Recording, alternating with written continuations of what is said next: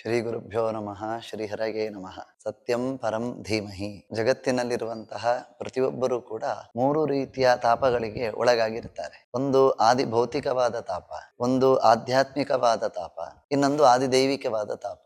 ಈ ಮೂರು ತಾಪಗಳನ್ನ ಶಾಸ್ತ್ರಕಾರರು ಉಲ್ಲೇಖ ಮಾಡಿದ್ದಾರೆ. ದಿನನಿತ್ಯವೂ ಇದು ನಮ್ಮ ಅನುಭವಕ್ಕೆ ಬರುವಂತದ್ದು. ಒಂದೋ ಮಾನಸಿಕವಾದ ದುಃಖ, ಒಂದೋ ದೈಹಿಕವಾದ ದುಃಖ, ಒಂದೋ ಪ್ರಕೃತಿ ಕೋಪಗಳು. ಪ್ರತಿಯೊಂದು ಕೂಡ ದುಃಖಕ್ಕೆ ಕಾರಣ ಆಗುವಂಥದ್ದು. ದೇಹ ಸರಿ ಉಂಟು ಅಂತ ಹೇಳಿದಾಗ ಮನಸ್ಸಿನಲ್ಲಿ ಏನೋ ಒಂದು ಗೊಂದಲಗಳು ಇರುತ್ತದೆ. ಮನಸ್ಸು ಸರಿ ಉಂಟು ಅಂತಾದಾಗ ದೇಹದಲ್ಲಿ ಏನೋ ಒಂದು ತೊಂದರೆಗಳು ಇರುತ್ತದೆ. ಇದು ಎರಡೂ ಸರಿ ಉಂಟು ಅಂತ ಹೇಳಿದಾಗ ಒಂದೋ ಮಳೆ ವಿಪರೀತ ಬರ್ತಾ ಇರ್ತದೆ, ಒಂದೋ ಮಳೆಯೇ ಇಲ್ಲದೆ ಬರಗಾಲ ಬಂದಿರ್ತದೆ. ಈ ಮೂರು ರೀತಿಯ ತಾಪಕ್ಕೆ ಪ್ರತಿಯೊಬ್ಬನು ಕೂಡ ಒಳಗಾಗ್ತಾನೆ, ನಮ್ಮ ಅನುಭವಕ್ಕೆ ಬರುವಂತದ್ದು. ಹಾಗಾದ್ರೆ ಈ ಮೂರು ತಾಪಗಳಿಂದ ತಪ್ಪಿಸಿಕೊಳ್ಳುವುದು ಹೇಗೆ ಅಂತಂದ್ರೆ, ಭಾಗವತ ಹೇಳ್ತಾ ಇದೆ, ಭಾಗವತವನ್ನ ಕೇಳಿದ್ರೆ, ಭಾಗವತ ಪ್ರತಿಪಾದ್ಯನಾದಂತಹ ಭಗವಂತನ ಅನುಗ್ರಹವನ್ನ ಪಡೆದ್ರೆ ಆ ತಾಪಗಳು ಪರಿಹಾರ ಆಗ್ತದೆ. ಭಾಗವತದ ಆರಂಭದಲ್ಲಿಯೇ ಬರುವಂತ ಮಾತು, ತಾಪತ್ರಯೋನ್ ಮೂಲನಂ.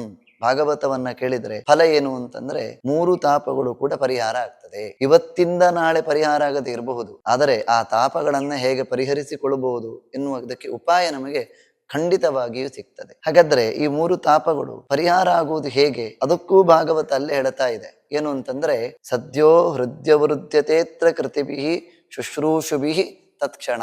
ಯಾರು ಈ ಭಾಗವತವನ್ನ ಕೇಳುತ್ತಾರೋ ಅವರ ಹೃದಯದಲ್ಲಿ ಕೃಷ್ಣ ಪರಮಾತ್ಮ ಬಂದು ನೆಲೆಸ್ತಾನೆ. ಸದ್ಯ ಹೃದಯ ಅವರುದ್ಧತೆ. ಆದರೆ ಹೇಗೆ ಬಂದು ನೆಲೆಸ್ತಾನೆ ಅಂತ ಕೇಳಿದ್ರೆ, ಶುಶ್ರೂಷುಭಿಹಿ, ಯಾರು ಕೇಳುತ್ತಾರೋ ಆ ಕಿವಿಯ ಮೂಲಕ ದೇವರು ಹೃದಯದಲ್ಲಿ ಬಂದು ನೆಲೆ ನಿಲ್ತಾನೆ. ಯಾರ ಹೃದಯದಲ್ಲಿ ದೇವರು ಬಂದು ನೆಲೆಸ್ತಾನೆ ಅವನ ತಾಪಗಳೆಲ್ಲವೂ ಕೂಡ ಪರಿಹಾರ ಆಗ್ತದೆ. ಅದಕ್ಕೆ ಅರ್ಜುನನ ಜೀವನವೇ ಸಾಕ್ಷಿ. ಅರ್ಜುನ ಕೃಷ್ಣನ ಸಾರಥ್ಯವನ್ನ ಪಡೆದುಕೊಂಡದ್ರಿಂದ ಎಲ್ಲ ಸಮಸ್ಯೆಗಳಿಂದಲೂ ಕೂಡ ಪಾರಾದ. ಹಾಗೆಯೇ ನಮ್ಮ ಜೀವನವೂ ಕೂಡ ಅನೇಕ ತಾಪಗಳಿಗೆ ಒಳಗಾಗಿದೆ. ಆ ಎಲ್ಲ ತಾಪಗಳು ದೂರ ಆಗಬೇಕು ಅಂತಾದರೆ ಹೃದಯದಲ್ಲಿ ದೇವರು ಬಂದು ಕೂತ್ಕೊಳ್ಬೇಕು. ಹೃದಯದಲ್ಲಿ ದೇವರು ಬಂದು ಕೂತ್ಕೊಳ್ಬೇಕು ಅಂತಾದರೆ ಭಾಗವತ ಗ್ರಂಥವನ್ನ ಶ್ರವಣ ಮಾಡಬೇಕು ಅಂತ ಹಿರಿಯರ ಅನುಭವದ ಮಾತು. ಆ ರೀತಿಯಾಗಿ ವೆಂಕಟೇಶ್ವರ ದೇವಸ್ಥಾನದಲ್ಲಿ 5 ಗಂಟೆಯಿಂದ 7 ಗಂಟೆಯ ತನಕ ಭಾಗವತ ಚಿಂತನೆ ನಡೀಲಿಕ್ಕಿದೆ.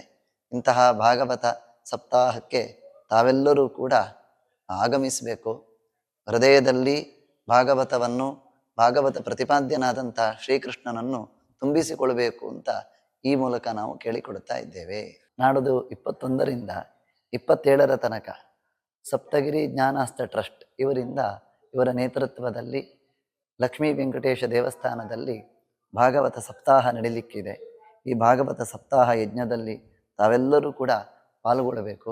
ಪಾಲ್ಗೊಂಡು ಆ ಅವಭೃತದಲ್ಲಿ ಪಾಲ್ಗೊಂಡು ಆ ಜ್ಞಾನಯಜ್ಞದ ಫಲವನ್ನು ಎಲ್ಲರೂ ಕೂಡ ಪಡಿಬೇಕು ಅಂತ ಈ ಮೂಲಕ ಕೇಳಿಕೊಳ್ತಾ ಇದ್ದೇನೆ.